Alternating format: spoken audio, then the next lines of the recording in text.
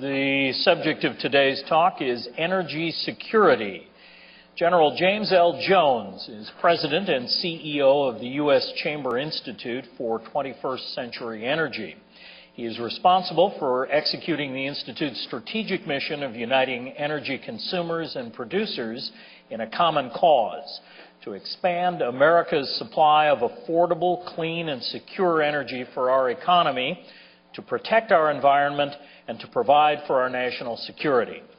On February 1st, 2007, General Jones retired after 40 years of active duty service.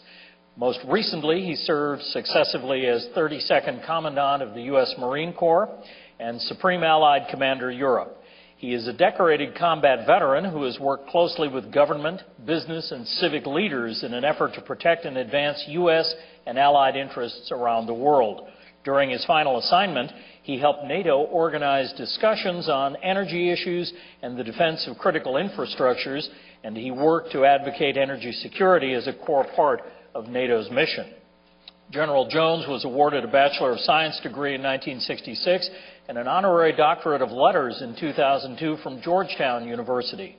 He is a 1985 graduate of the National War College in Washington, D.C. His personal decorations include the Defense Distinguished Service Medal with 2 oak leaf clusters, the Silver Star Medal, the Legion of Merit with 4 gold stars, the Bronze Star Medal with Combat V, and the Combat Action Ribbon.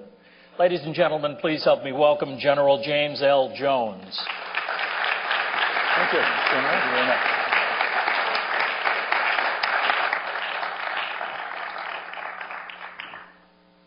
Thank you very much, Professor O'Rourke, and Dr. Wu, thank you for being here this morning. Colonel Finneran, Pat, distinguished Notre Dame alumnus, fellow Marine, and a great American, thank you for the idea of coming here. Pat made it very difficult for me to say no, although I would have come anyway, but he asked me to do this a year ago, and by telephone I said, well, let me check my calendar and look a year ahead, and I had nothing planned in any month in 2008, so it's hard to kind of say, nah, I can't do that. I'm very happy to be here, and it's great to be with you. I'm going to talk a little bit about the subject matter of energy, but since I have a young audience in front of me, I'm going to take the privilege of the podium to wander a little bit before I get back to my main subject. One of the most interesting conversations that I heard happened after the Vietnam War was between an American columnist named Harry Summers, who's no longer with us, but had a very distinguished career in journalism and also in the United States Army, and the senior member of the North Vietnamese Army, the General Giap, famous for his defeat of the French at Dien Bien Phu and the mastermind of the North Vietnamese struggle against our efforts. And the conversation went something like this. Harry Summers told General Giap, he said, you know, General, you never once defeated us in any battle in South Vietnam. And the general said, that's true, and it's also irrelevant. And I've thought about that a long time because, of course, my first experience after graduating from Georgetown in 1966 was to raise my hand and volunteer to become a Marine officer and go down to Quantico, and 10 months later I was a second lieutenant leading an infantry platoon in the northern part of South Vietnam, 1967, 1968. And I've reflected on that because obviously when you first start out in life, your first experience is really important. And that comment and that conversation caused me to think, as I grew older and more experienced and did more things in my life, to talk about how important it is that each of us understand as individuals, but that nations understand as nations, the environment that they're in order that you can compete successfully. Now, I happen to use a wartime analogy, but I happen to think it's true in business. I think it's true in anything that organizations set out to do. that above all, you have to understand the environment that you're in, and you need a strategic concept that enables you to operate successfully in that environment. And my conclusion after 40 years of active duty service and going on to what I'm doing now is that we are very much at a moment in time in our history where we really stand squarely at the crossroads of two very, very different centuries. And before we start talking about what it is we're going to do and how we're going to do things, whether you're in business, whether you're in the defense of the nation, whether you're in diplomacy, it's very clear that what's necessary is to understand the environment that we're in. I'd like to use a business analogy to highlight this. Colonel Finneran now works for the Boeing Company, but no company can be successful unless it goes through a certain decision-making process about how it's going to compete. And in order to compete, it has to understand the business environment that it hopes to compete in. It has to develop a business strategy. It has to hire the right people, and it has to market itself correctly. It has to have good communications. It has to have a broad plan for how they're going to succeed. And in business, the bottom line, of course, carries the day. You know from quarter to quarter whether you're being successful or whether you're not being successful. And I think that in business, you have to continually reevaluate yourself and reevaluate where your business is in order to stay competitive. We can look back at many different companies, big companies just 10, 15 years ago that are no longer in business in many cases. And in large part, the reason that they're not is because they fail to adapt to the environment and they fail to adjust. Nations work that way, in my view, as well. You have to understand the nature of the environment that we're in. And so my first offer to you this morning is that we have to understand the century that we're in. And we have to understand what's different about it. I believe that the 21st century announces itself as being a century that is dramatically different than the 20th century. And the reason I wanted to start off with this is because we have so many young people here that are going to be the leaders of our destiny in this very new and still very young 21st century. And I'd like to spend a few minutes talking about that, about what is different. I grew up overseas. I was raised in France. My father was a World War II Marine. In 1947, he was assigned by he left active duty in 1945 and was hired by the International Harvester Company in Chicago and was sent to post-war Europe to develop American business in this company, International Harvester, in post-war France. I was 3 years old at the time, and I remember very well what it was like to grow up in a country that was recovering from a war. I lived there 15 years before returning to the United States to go to the School of Foreign Service at Georgetown University. I thought I would have a career in the State Department and in the Foreign Service. Instead, I joined the Marine Corps as a different kind of foreign service, but we're all working towards the same goal here. But the point is that I grew up in a bipolar world, and everything in that world, in retrospect, seemed to be fairly clear. We lived in a world that had clear borders. We had good guys and we had bad guys. We had ways of talking about that. We had the Iron Curtain, which conveys, when I was young and I first heard my parents talk about the Iron Curtain, I had this mental image of this huge curtain across entire countries, and people who were behind that were the opposition. We had armies that were massed against each other along very clearly defined lines of geography. We built institutions that were designed to operate in that environment of communism versus democracy, if you will. And everything had a symmetry to it that seems to have disappeared in this new world. After the fall of the Soviet Union and the dismemberment of the Soviet Union, the disappearance of the term Iron Curtain and the like, we flirted briefly with the idea that, well, maybe after all it's a unipolar world. And the United States is somehow this superpower, which is a term that I don't like, but which was used quite a bit. And as a matter of fact, globally, there was, for a few years, some discussions of that and what it meant for the rest of the world. And then very rapidly, I think we've finally figured out that the world of the 21st century is not really bipolar anymore. It's certainly not unipolar, but it is multipolar.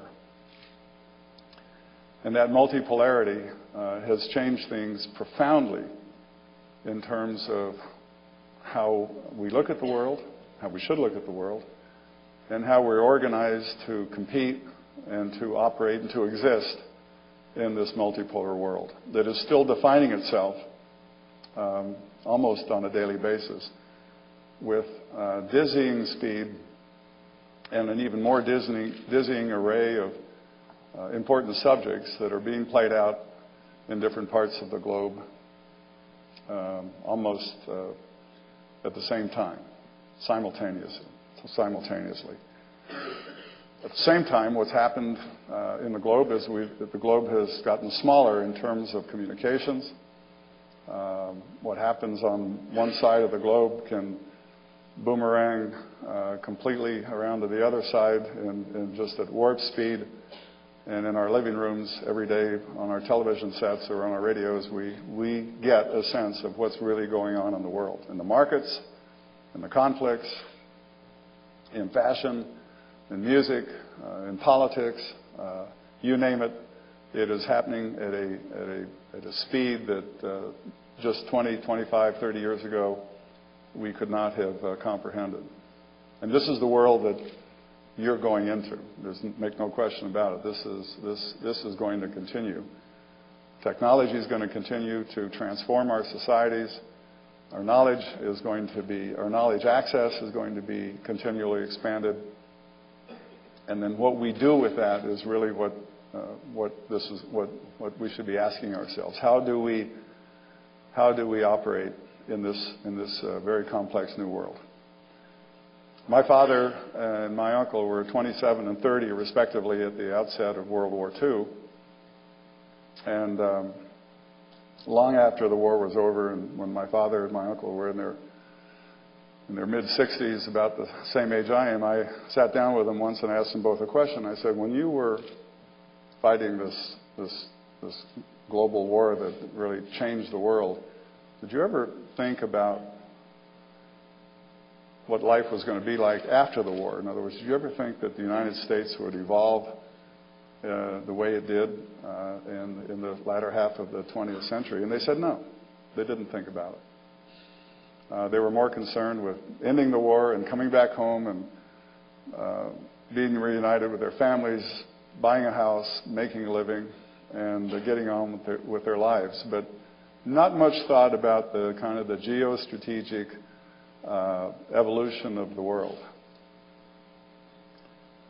I don't think you can afford to say no to that question, because I think the world is not going to sit still and let you not think about that question because of the things that are happening around you that are happening so fast that for those of you who want to participate in the world on a grand scale, I don't think you can sit this one out.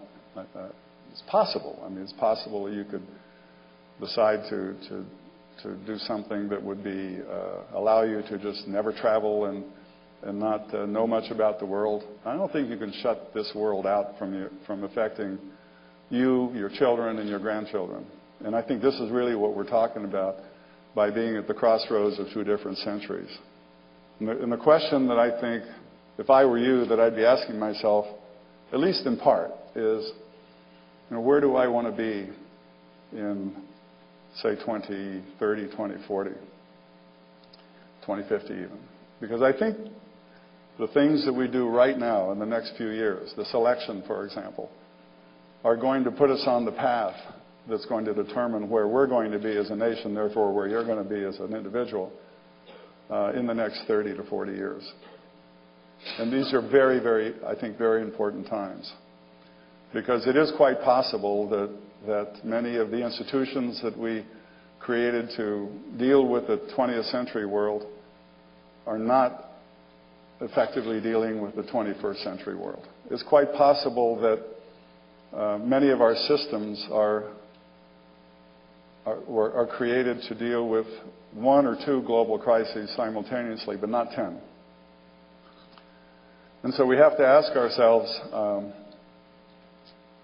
seriously whether we recognize the environment that we're in, we recognize the world as it is, not as we wish it would be, and then figure out whether we have the right construct in terms of how we operate to compete in this world.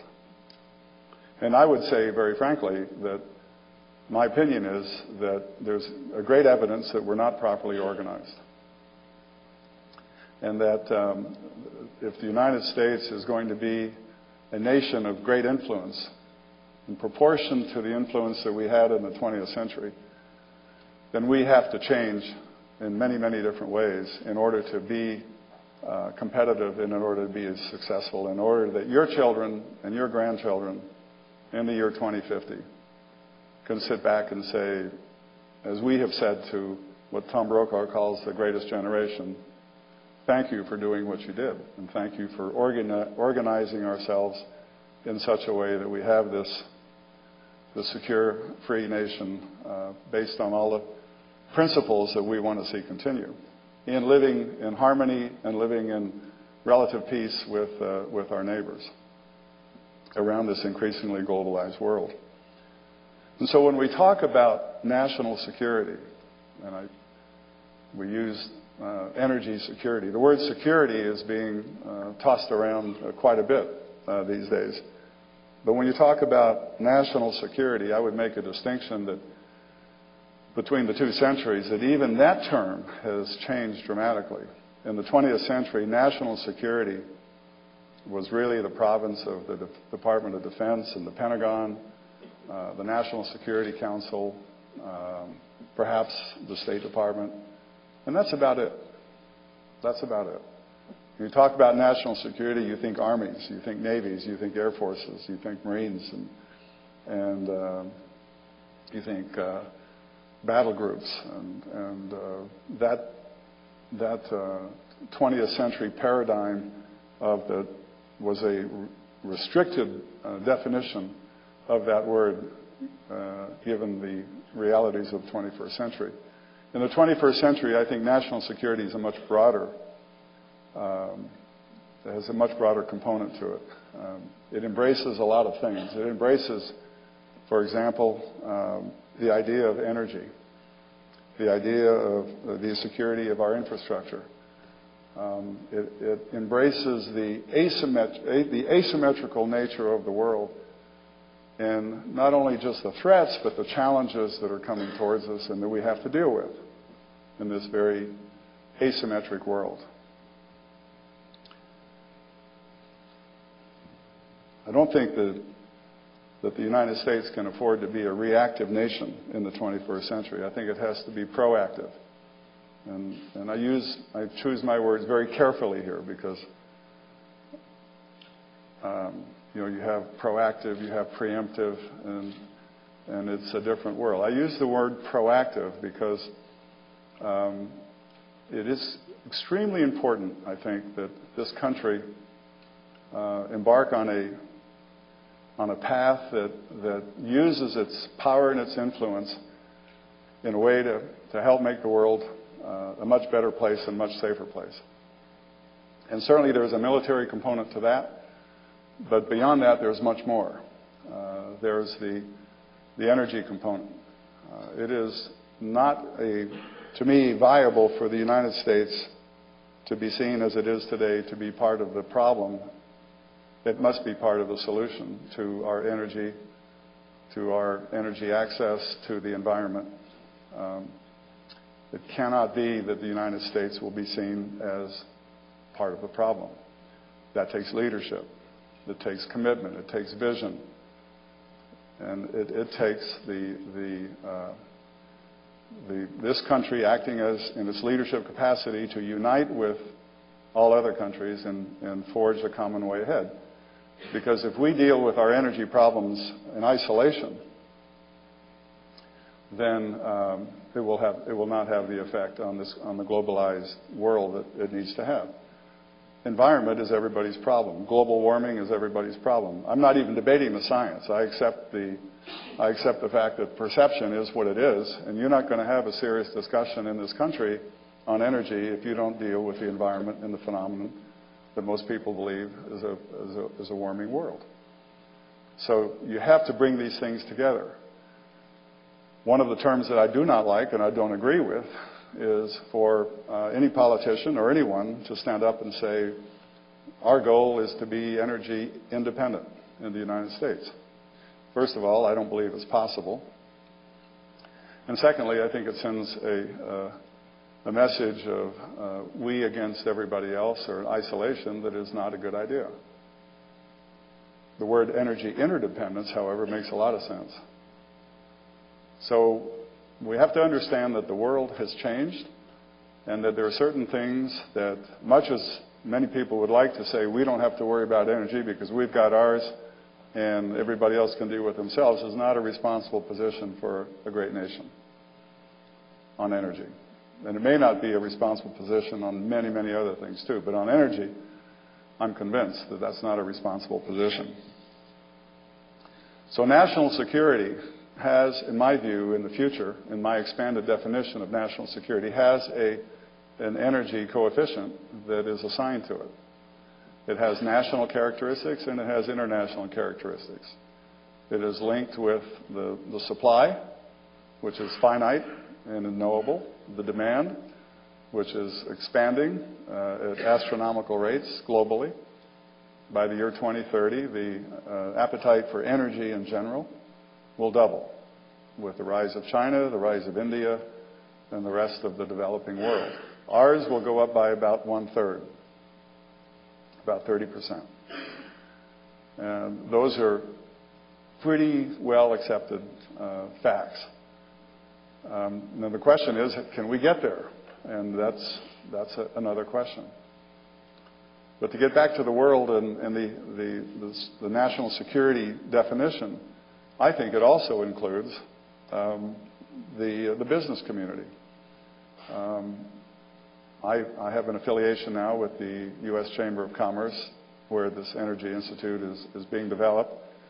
But I'm absolutely convinced, as a result of my last 4 years overseas, looking at us from another country and understanding how many countries look at us and what they say about us, I'm convinced that the organizations like the U.S. Chamber of Commerce, non-governmental organizations, are going to play an increasingly important role. Academic institutions will play an increasingly important role in defining who we are and in allowing us to operate in this new 21st century asymmetric environment. And therefore, national security is no longer restricted to that small little elite club in the 20th century that was, as I said, the Department of Defense, the National Security Council, and the State Department. I cannot imagine that the next President of the United States would have a discussion on national security and not have the Secretary of Energy at the table. He would not have the Secretary of Education at the table. He would not have the Secretary of Commerce at the table. He would not have the Secretary of Treasury at the table. Because everyone and others, what I'm trying to point out is that who we're going to be as a nation and what we're going to do in this new century is going to be dependent on how organized we are to deal with the realities of what constitutes threats and challenges to our way of life and to our success, our economic success and the like. in the interrelationships of nations and the transformation of organizations to deal with the world not as it was or not as we wish it would be, but as it is going to be extremely important. And energy will play an important role. My interest in energy was piqued, frankly, by the terrorists themselves, who some years ago made it clear that they were going to do everything they could to disrupt the way of life of not just the United States, but let's call it the developed world. And one of the best ways to do that was to seek to disrupt the flow of energy. And energy in those days was a kind of a code word for oil. In 1973, when I was a captain in the Marine Corps, I sat in my Volkswagen Beetle at 5 o'clock in the morning in Springfield, Virginia, in a gas line, trying to get enough gas to go down to Quantico, Virginia to go to school. I was a student at the Amphibious Warfare School in those days.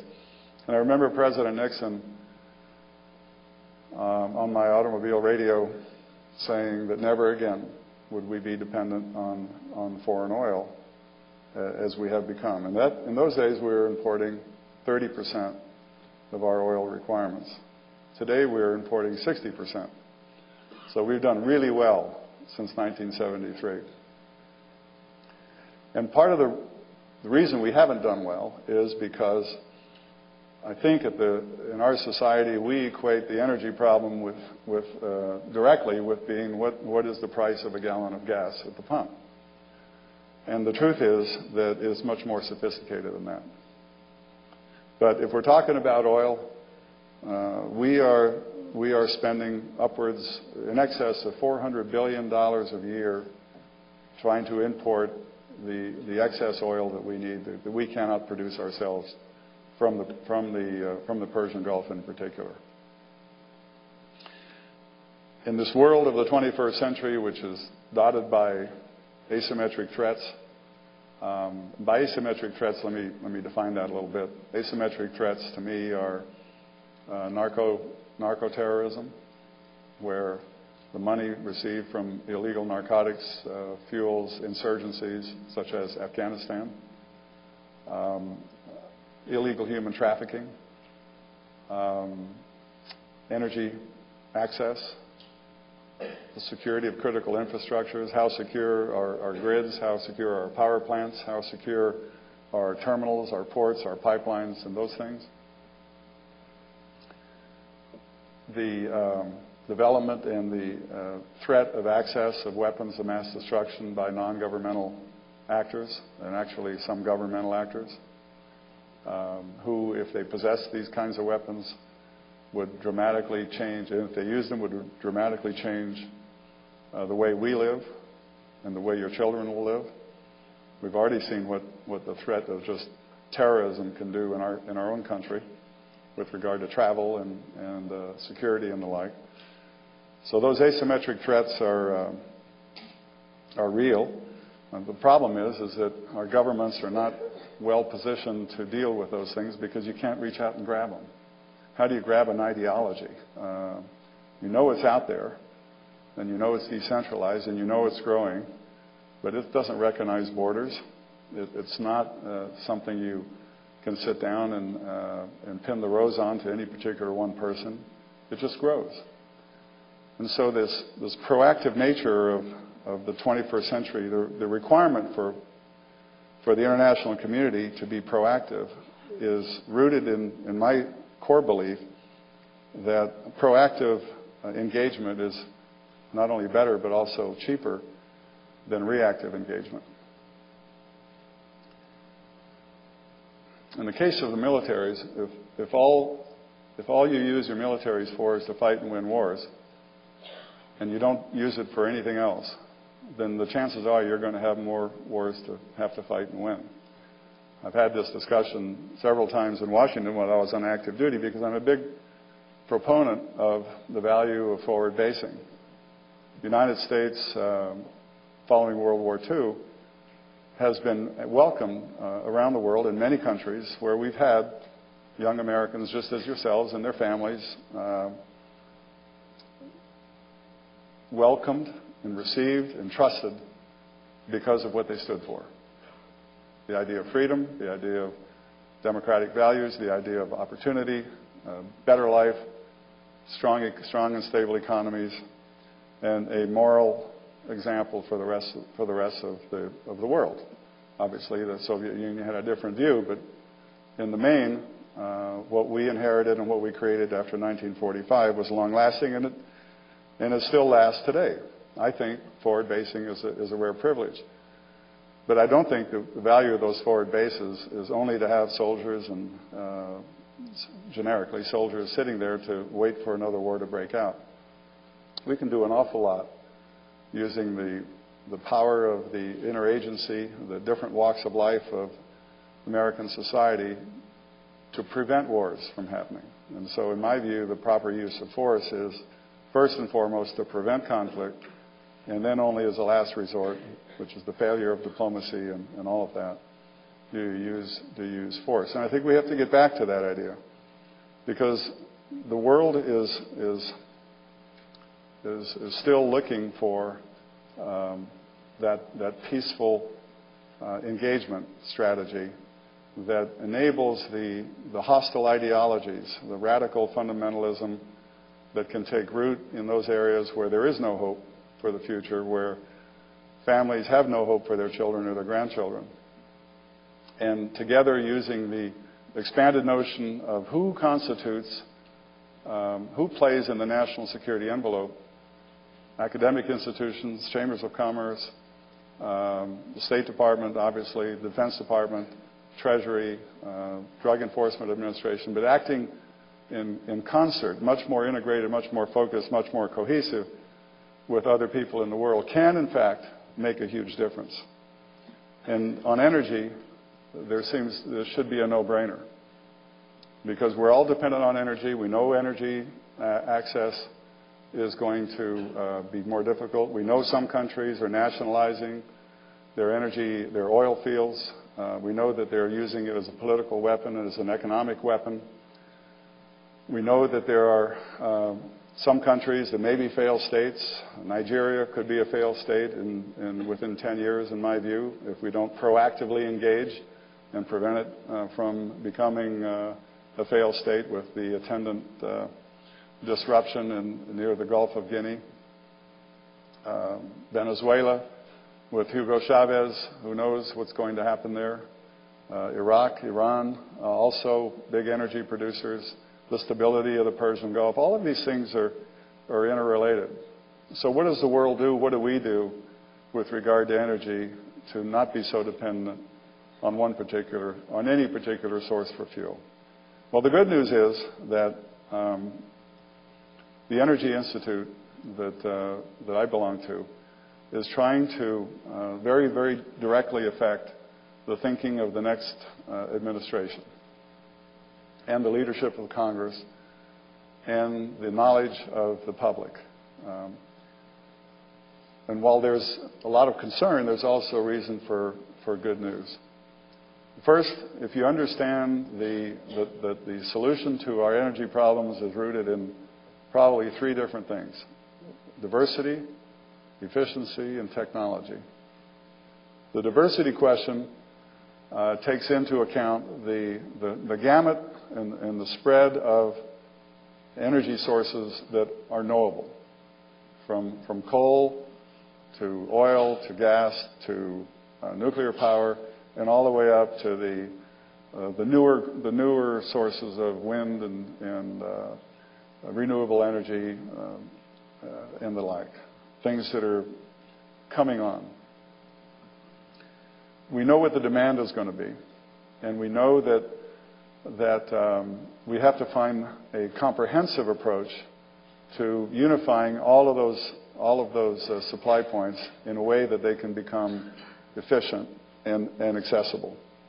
And to me, it's going to take a comprehensive approach that causes the supply base for our energy to say, what is it that we need to do for the common good? Not just for my own industry, but for the common good. And how do we square that? How do we explain that? And how do we put it in relationship to the demand that we know is going to grow? And more importantly, since the public now is captured with the idea that the world is warming and that we have to take care of the environment, how do you do that with environmental responsibility? And the fact is that you can do that, but you can only do that if you educate people, if you make sure that you explain it in a way that is rational, and that if you're a nation like the United States, that you not only do it nationally, but you also position yourself internationally to do it. And so we're embarked upon doing just that, to try to explain that there is no single silver bullet here. There is no button you can push and make it all better.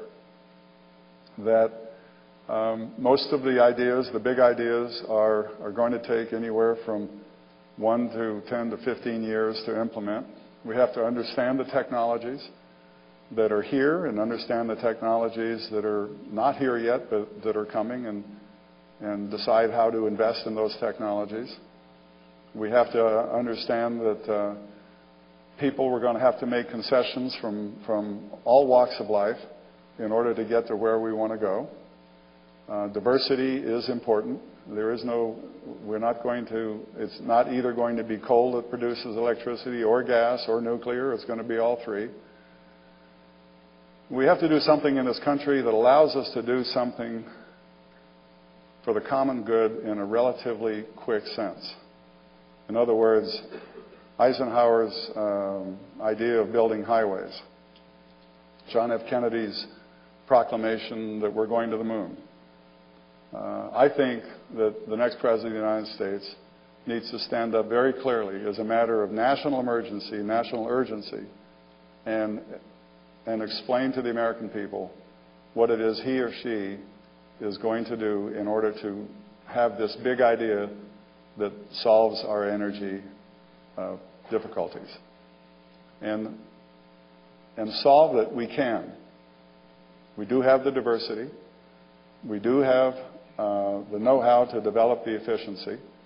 We can certainly educate the American people as to the sophistication and the criticality of this thing.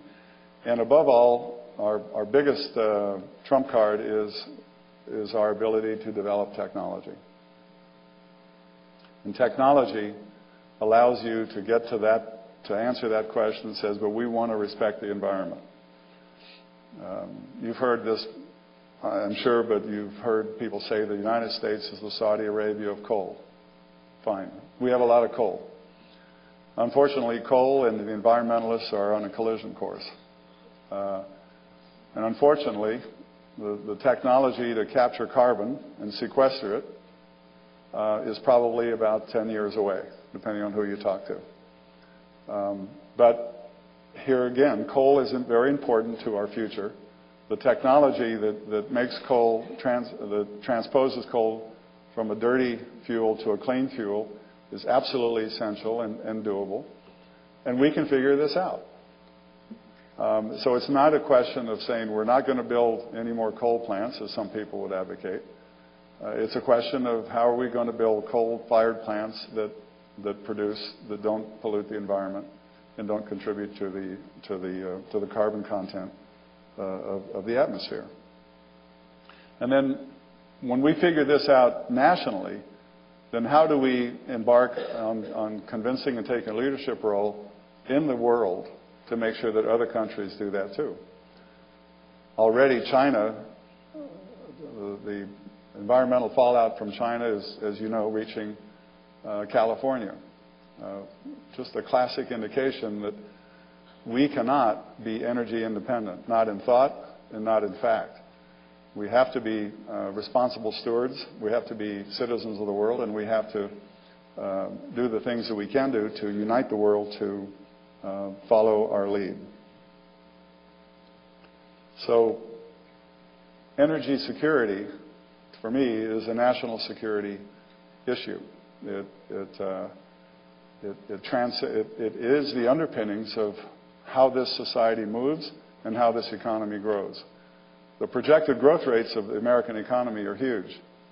But if you look at the infrastructure that supports the economy, and you look at the attention that we're paying to the infrastructure, or not paying to the infrastructure, then we have work to do.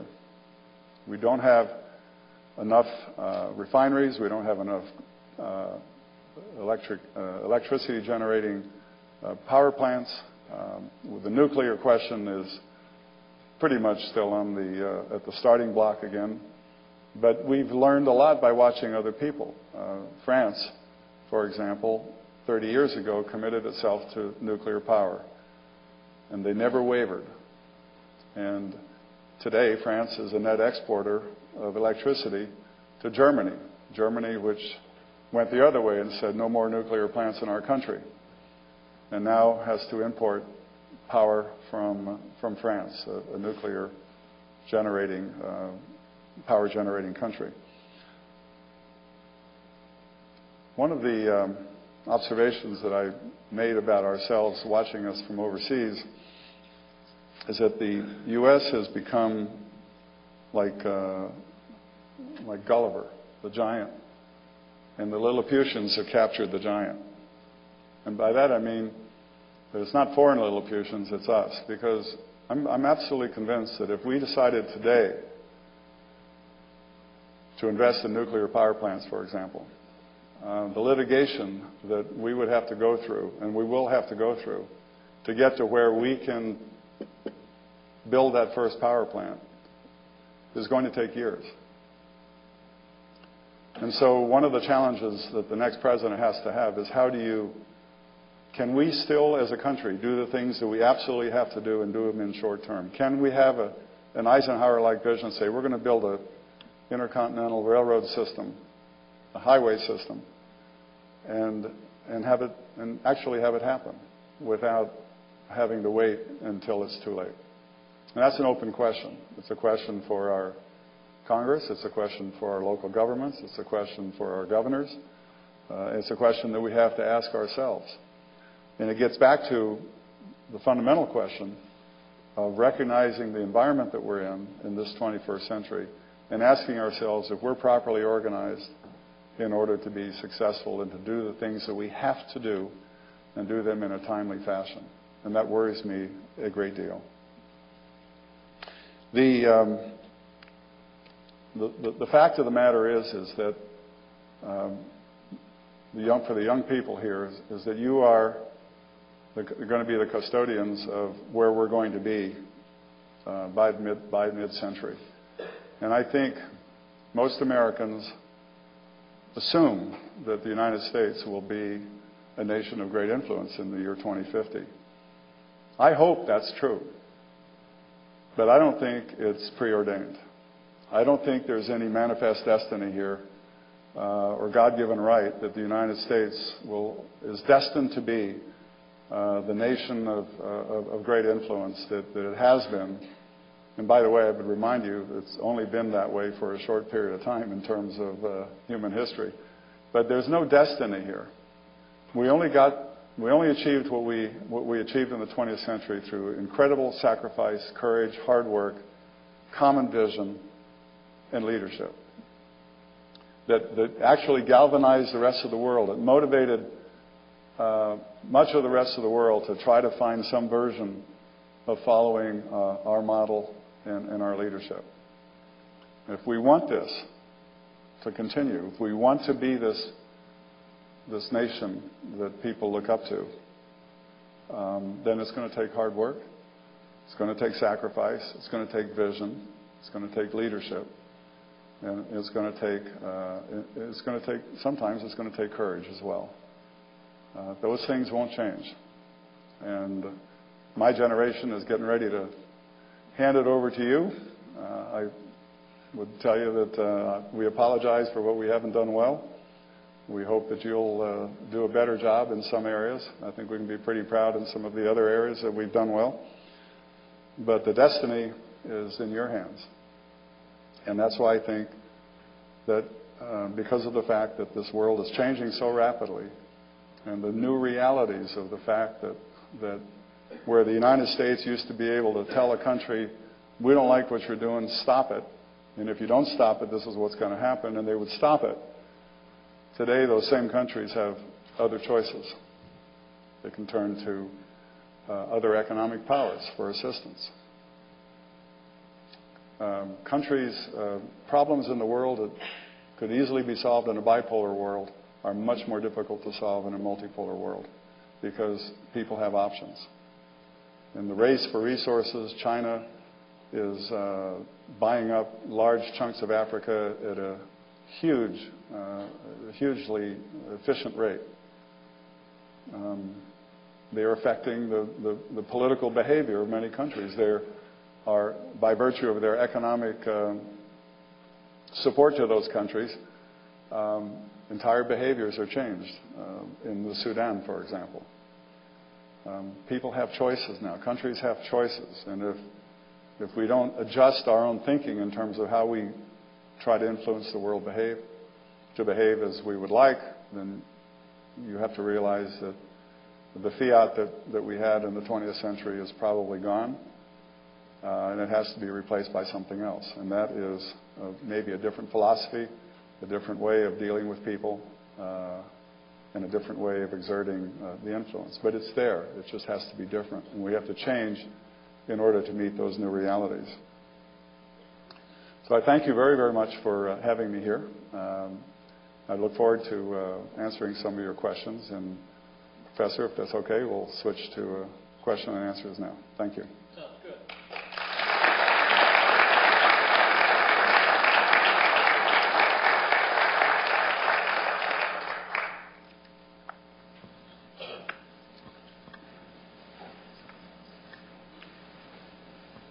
Well, as is my custom, let me begin while they're still thinking of a question.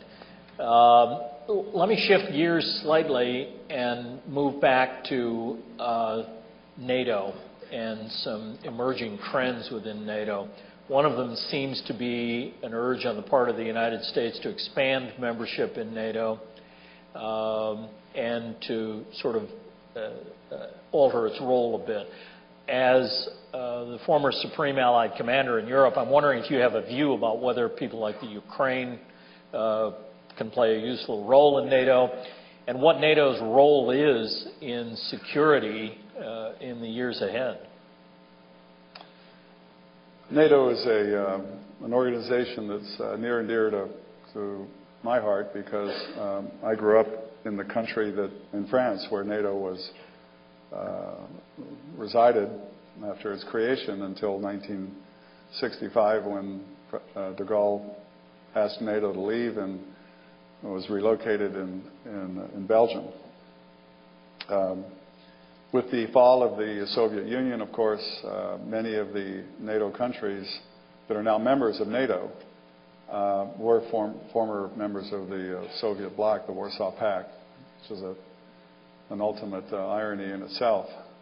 In 2004, we expanded NATO by 7 countries while I was there, and it was a very emotional thing with the 3 Baltic states and other former Warsaw Pact countries coming in.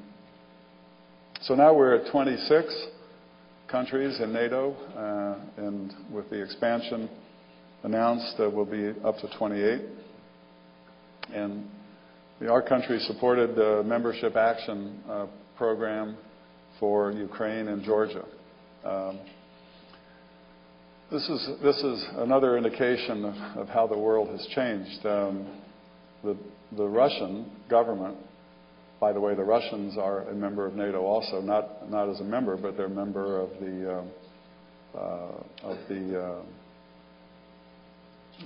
the group that has relationships with NATO. And regularly visits NATO. There's a Russian general and his staff at the Supreme Headquarters. So Russia is not outside of NATO, but as Russia reacts to the growth of NATO increasingly into its former sphere of influence, it gets pretty nervous about those things. And so in Ukraine, while the government wants to have closer relationship with NATO, interestingly enough, the popular opinion in Ukraine is absolutely not. But the government was willing to go ahead with it anyway. I think that the question is, the geostrategic question is, at the end of the day, where do you want Russia to be? Do you want it to be inside the Euro-Atlantic arc, or do you want it to be outside? So if the answer is outside, then continue doing what you're doing, because eventually you're going to force them there. But if the answer is inside, which I think is the correct answer, then we ought to be working much more diligently to not only understand the way they look at the world and the way they look at NATO's actions since the end of the Cold War, but how do you stimulate this collective sense of security in an age where collective defense, which is a Cold War term, has been replaced by collective security. I've had a lot of dealings with Russian colleagues over the last 4 years, and generally speaking, when you walk away from the meetings, they're concerned about the same things we are. They're concerned about the spread of weapons of mass destruction. They're concerned about terrorism. They're concerned about immigration, and they're concerned about demographics. Russia has huge demographic problems inside the country. They're concerned about energy, but they do chafe quite a bit about this the gradual expansion of NATO into areas of influence that they consider their own. They will get over that ultimately, but there hasn't been enough time, enough water to go under that bridge yet to get them to forget about it. So what we do and how we do it are very important things. With regard to NATO, I think the North Atlantic Treaty Organization has the potential of morphing into something that will be very important for global security in this 21st century, if it does it right. The first thing they need to have is a new strategic vision, a new strategic concept that better explains what NATO is today and why should our publics care about it. And that hasn't been done yet. NATO is still very much tied to the 20th century world of reactive, defensive, static forces that only act when bad things happen. NATO was conceived as a defensive alliance. NATO was never built to deliver the first strike against the Soviet Union. It was built to react to the first strike with a doctrine called mutually assured destruction. And it worked. NATO now needs to swing itself into the 21st century and ask itself, okay, how is it that we position ourselves to be relevant, and what are the things that we care about? And I think an organization like NATO cannot walk away from its responsibilities with regard to the spread of weapons of mass destruction. It can't walk away from things like international narco-trafficking. It can't walk away from illegal immigration, and it can't walk away from the spread of weapons of mass destruction. And yet, in NATO's charter today, none of those things appear on the menu. It's part of the transformation that we need to achieve. But potentially, I think NATO's greatest contribution lies still in the future. There are countries like Australia, Japan, Korea, New Zealand that want to have partnership relationships with NATO, not membership, partnerships. Why? Because they're concerned about the same global security challenges that we just talked about. That's positive, but it remains to be seen whether NATO has the institutional capacity to reform itself. One of the things I've learned about change is that everybody's for change as long as you change somebody else. That when we look at ourselves, we tend to say, oh, we're fine. But you really can't. You're really going back to that business model. You really do have to examine yourself in relation to your environment, in relation to whatever your bottom line is. And then if you're okay, then fine, don't change. But chances are, if you've been around 20, 30, or 40 years, you probably need to change. Change in NATO is very hard. It was very easy after the Prague Summit of 2002 to change the military. And I was the beneficiary of that change. And there were a lot of good things done. But the parliamentary side of NATO, the business side of NATO, has not changed one iota. And it critically needs to move into the 21st century and become much more proactive, much more engaged, and much more willing to engage in parts of the world that need comprehensive help in order to defeat the radical threats that will inevitably come their way, whether it's in Africa or Asia or other places like that. Please.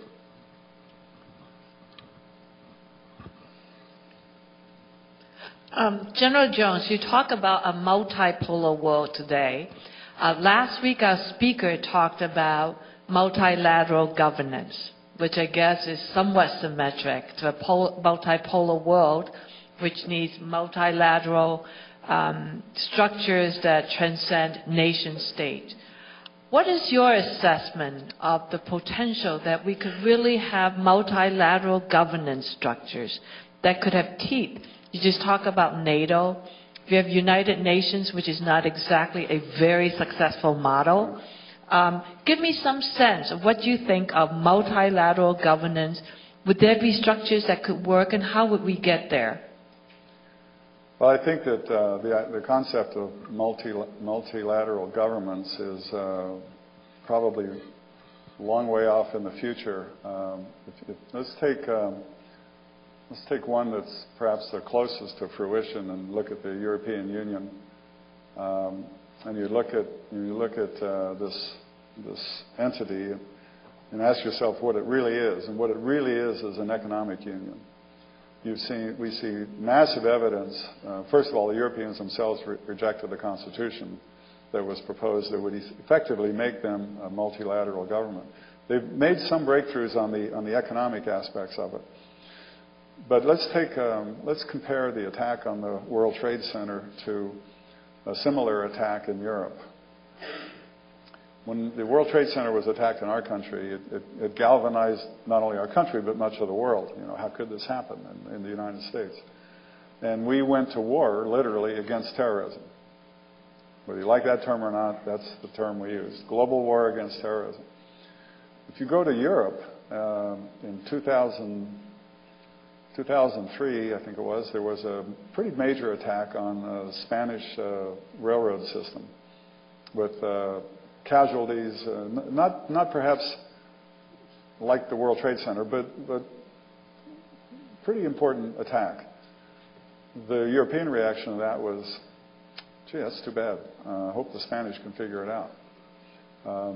It did not exactly cause a European reaction, except of sympathy, offer of help, but the message in Europe was, well, sure hope you can figure that out. Similar terrorist attacks in Istanbul, in Turkey, and other places in Europe get met with a sympathy, but to the Europeans, the war on terrorism is not a global war. It's a national response, and that's just the way it is. So they're not moving towards multilateral government nearly as rapidly as a lot of people think. So I think as a concept, it's interesting. I don't think that its proximate reality is anywhere near. I think, could we get there someday? Perhaps. But I think in the immediate future, what's needed is to reform the international organizations that we currently have so they can be more effective than they currently are. And I think in many ways, they're extremely ineffective right now.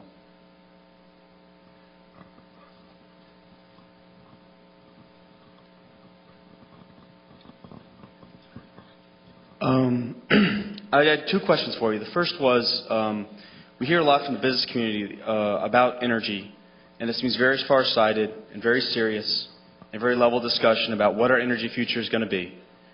And what we hear from our politicians is often fairly not at that level. They're not thinking 20 years down the road. And in energy, we have legislation and regulation and rules and rules and rules that requires the business community to catch up to. So without the government buy-in, we're not going to move forward. Do you see the government being able to get past itself? And my second question was, with the recent failure of the FutureGen project and carbon sequestration, the cutting of the funding by the Department of Energy, how do you feel the carbon sequestration is going to go with coal-fired power plants?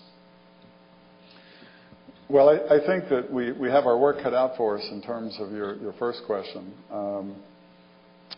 My observation is that increasingly governments, a lot of the governments that I've seen and listened to for the last several years, have more of a tactical view than a strategic view. And I think it's unfortunate, because if all you're worried about is your next election and positioning the issues so that you can be reelected, I mean, after all, the politician's first job is to get reelected, I guess. But then you don't take time to think longer term. That's maybe okay on a lot of issues, but it's not okay on the big issues. And so what we're trying to do is convince our politicians, and specifically the next administration, through focused work, by the way. I don't like to use the word but I have spoken with each one of the presidential candidates long before the field was narrowed to 3. I mean, for over a year on the idea that energy is a national security issue, and it has to be comprehensive, and it has to be bipartisan, and it really is one of the top issues that are going to face us. The professor mentioned last night there was a NBC poll that was released that showed for the first time, I think, that Americans think that energy is the number one problem facing us. If that's true, then I think that's a positive step. But you're only going to get there. The easiest way to influence the behavior of elected politicians is through the grassroots. If the mainstream, if the voters feel that that's a big issue, it'll be a big issue. And if they want something to happen, it'll happen.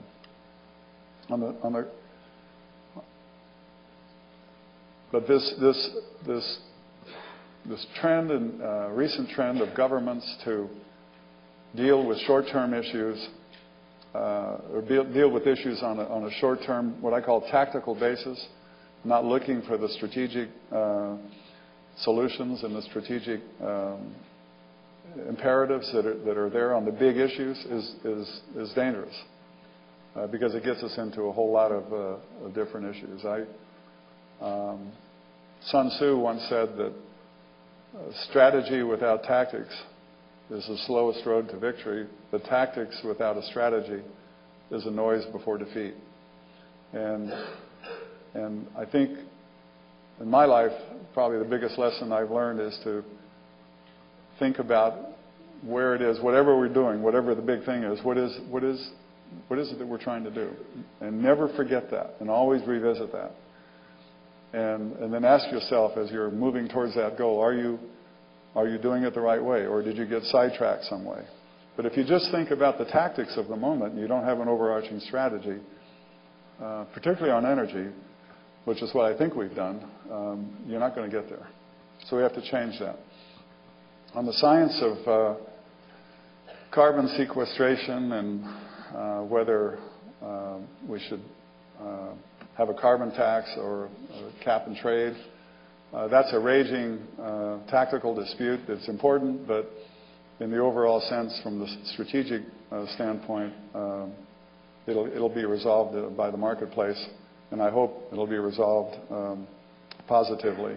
The one thing you can't do with science is you can't develop it before it's ready to be developed. And so more research and development, and the government has an obligation, in my view, to put these big issues before the American people and tell the people what it is they're going to do about it and how much we're going to invest to bring along the science that enables us to capture carbon and to turn this vital asset into something that is environmentally acceptable and useful to us. I have no doubt that we're going to do it. I think it's going to take a little bit longer than we think, however. Next question. General Jones, you've mentioned the need for a comprehensive plan, and I was wondering, does the U.S. Chamber of Commerce have a comprehensive plan for energy? And sort of a related question, one sort of invisible type of comprehensive plan is to let markets solve the problem. And I was wondering, do you think energy prices are too low in the United States for markets to successfully solve this problem? Do you think they will go up? And if markets are not the answer, again, how should government assist in solving this problem? Well, with regard to the chamber and the Energy Institute, I mean, our whole raison d'etre is that we don't believe that there is a comprehensive energy policy that the nation is following. If there is one, most people don't know what it is, so therefore you really don't have one. We think that we want to elevate the discussion to a higher level to make it a completely bipartisan issue. Major issues affecting the nation should be bipartisan. National security, of which I think this is a key element, does not belong to any particular party. So this is not about politics. It's about doing something for the good of the nation that absolutely has to be done. And it's about trying to repair some of the damages that we've done to our reputation in the world by being on the right side of this issue as opposed to being perceived on the wrong side. So that's a pretty tall order, but these are tough times. And as I said, I think that when you're standing at the crossroads, you have a chance of taking different paths, and we want to make sure that we try to do everything we can to influence our next leaders to take the right position on this. So obviously, the reason I'm doing this is because I believe in it, and I think we do have a comprehensive plan that's based, as I said, on unifying the demand, supply, and environmental sectors in doing something for the common good. And its optimism is found in the fact that diversity, technology, and efficiency can get us out of there. Now, as to the marketplace,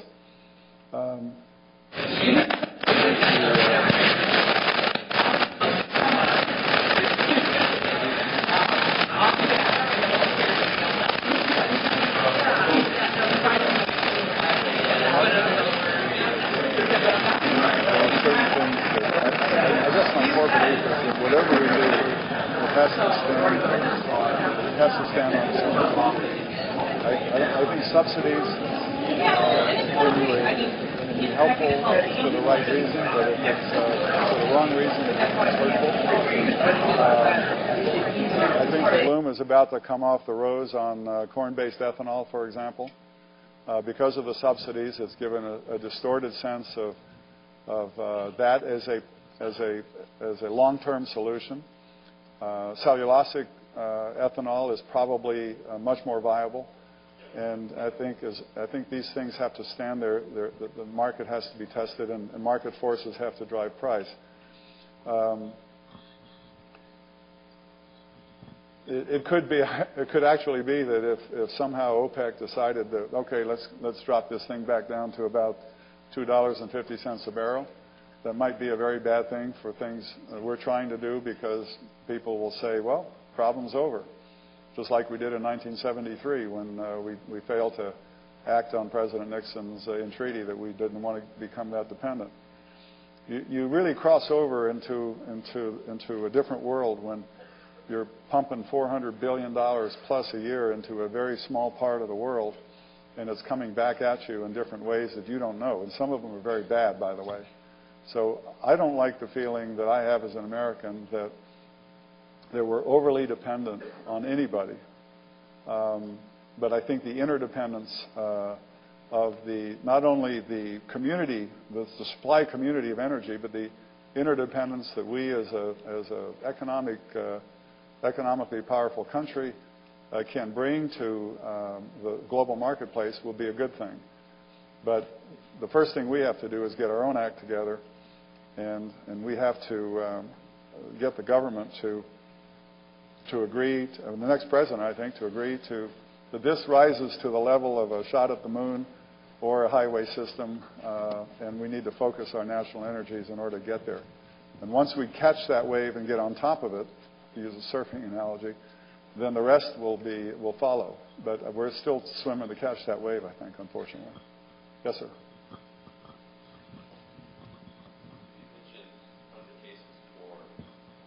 President Nixon saying that we're going to reduce our dependency on oil. And again, President Bush said the same thing a couple of years ago. I know you didn't really like that, but so we're looking at that. One of the aspects of this country, we're so dependent on oil.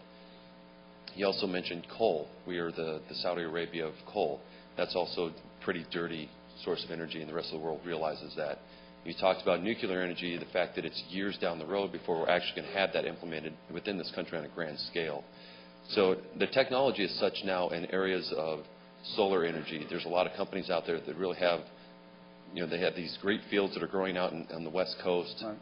It's a source of energy that's cheap, it's clean. We also have hydro energy that are available in other countries Right. now. So with your influence and your ability to communicate with the presidential candidates, what can your organization do to push cleaner sources such as solar and hydro energy? Right. Well, first of all, we can push there is no single solution, and that we ought to stop dealing with this as we do with stovepipes. We need a comprehensive approach. So that's point number one.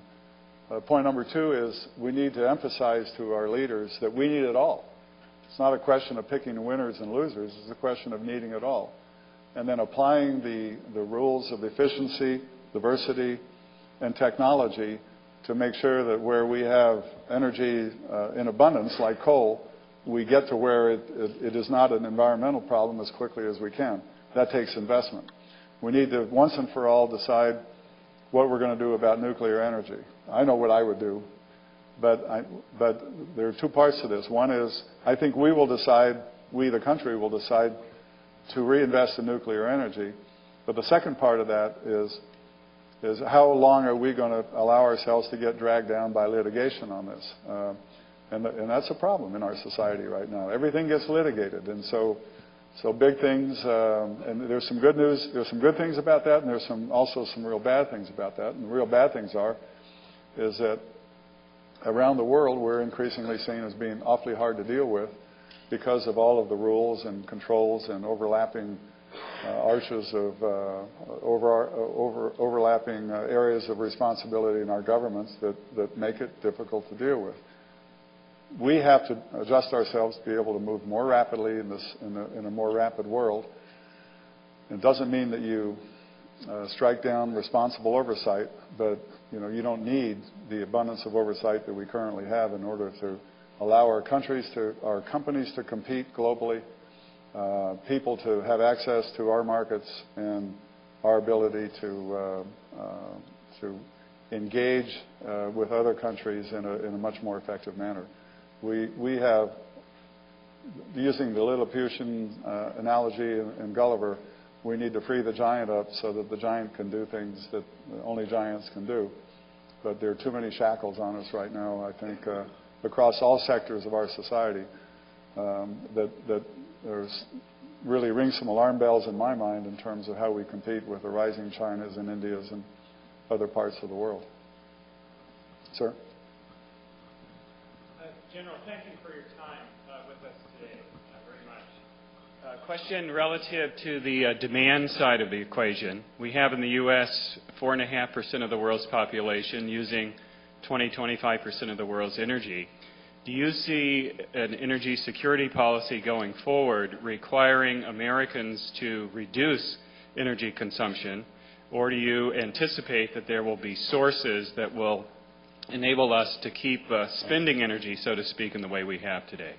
I think we're going to have to become more energy sensitive, but that doesn't mean that I think the consumption of energy will necessarily have to be reduced. We're already becoming much more efficient. There are many things going on in this country right now that are without governmental influence that are already happening at the grassroots level. So I think some of that is definitely going to be a big thing. Efficiency is a way of reducing your energy demand. Being environmentally responsible, these are all good things. But what we're looking for is the balance here. We're going to grow, our energy appetite is going to grow by 30% in the next 25, 30 years. There's no question about that. That's not a bad thing. What we want to do is be able to make sure that our families, there's such a thing as family security, that our families have access to affordable, clean, diversified energy sources, and that we do it in a responsible way. The entire spectrum of our society is going to have to be involved in this. The builders who build the houses are going to be building environmentally friendly but energy-friendly houses. And these things are going to take place in our culture because they have to. One of the things that will continue to stimulate us, of course, is the high price for oil. But we shouldn't kid ourselves. The oil problem is the oil problem, but we have to keep pace with our own economic growth, and we have to have a grid, a power structure that generates enough electricity, for example. Let's say tomorrow we all started driving plug-in cars, and every night you plug your car into your electrical outlet and got your battery recharged, and that day is coming. And it's coming sooner than you think. But what does that do to our ability to produce enough electricity to take care of all of that? Well, if you don't build nuclear power plants, and you've got everybody holding their nose at coal-fired plants, then you look at gas, and gas has been advertised as something that we can generate electricity with, and you can. But the cost of running your own homes, if you go to mostly gas, is going to be astronomical. So the unintended consequences of any one decision that looks for that silver bullet are really something we ought to think about. So that's why we stretch diversity. You're going to need clean coal. We're going to need nuclear power. You're going to need gas. You're going to need, as the young man pointed out, you're going to need wind power. You're going to need solar. And it's the diversity of all of that with the efficiency and the technologies that this advanced society in relation to the rest of the world can bring, which brings me to another point that I meant to make.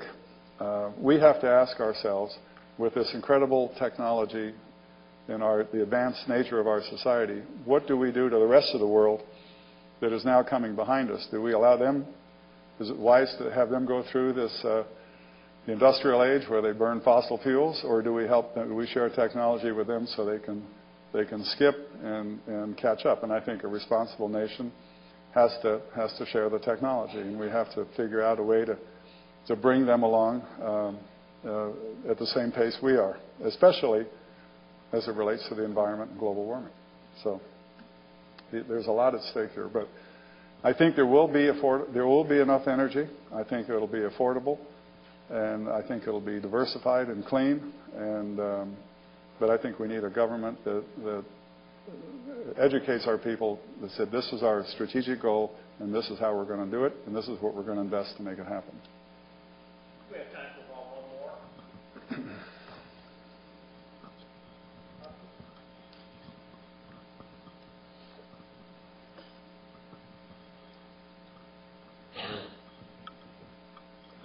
more. You mentioned potential failed states across Nigeria and Venezuela if the U.S. do not proactively involve themselves in those countries.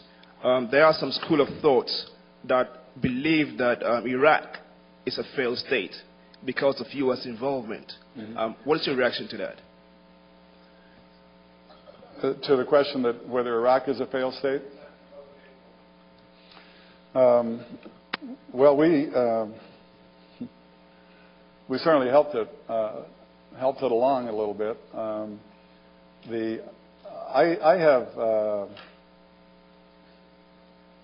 I have high hopes that Iraq will turn out all right. Although I don't think I'm ready to stand here today and guarantee that. But earlier last year, I was asked to chair a study of the capabilities of Iraqi security forces on behalf of the Congress of the United States.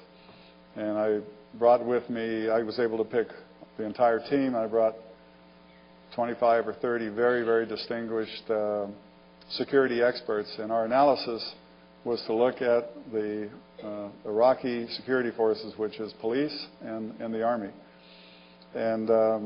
But you can't look at those in isolation without looking at the government a little bit and drawing some conclusions.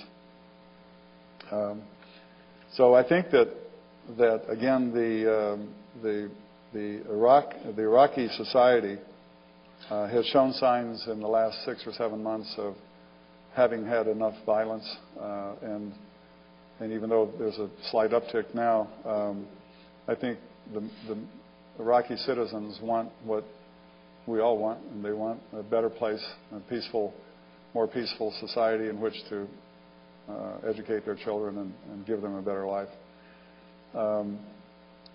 I think that they can get there. I think it's going to take some more time in terms of their the ethnic problems inside the country. I personally believe that we should be turning over most of those struggles to them without abandoning them, but encouraging them to take more and more responsibility for those struggles. The Army in Iraq is doing better. Our findings were that the Ministry of the Interior and much of the police capability needed a lot more work and was not doing nearly as well as they should. So I don't know whether I would say it's a failed state. We'll know that answer in a not too distant future. But it's enormously important strategically that this work out in the way we had hoped it was going to work out. It's a tough thing. It's a tough thing to go through. But it's strategically very important. General, on behalf of the students and faculty of the University of Notre Dame, thank you very kindly. Thank you very much. Appreciate it. Thank you. Thank you. You want to set now? Is your car? Yeah, we're set. Yeah, thanks. Thank you.